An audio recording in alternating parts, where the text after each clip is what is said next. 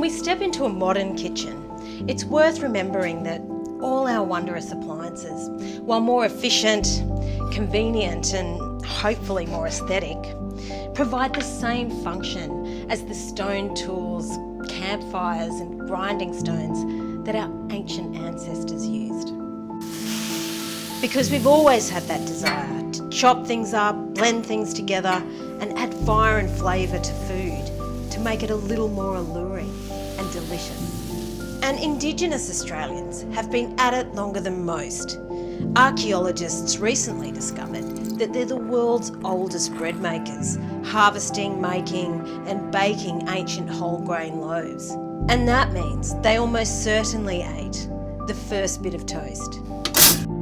And even their most basic tools were embedded with a 65,000 year history of song and story that was painted, burned and etched into them, imbuing these objects with rich cultural and spiritual meaning. These were stories of the land, sea, the sky and the ancestral dreaming, passed on as they sang, danced and shared food around countless campfires. And these are the stories the world is ready to hear, because those stories still resonate with the primal energy of tens of thousands of years of ancient knowledge.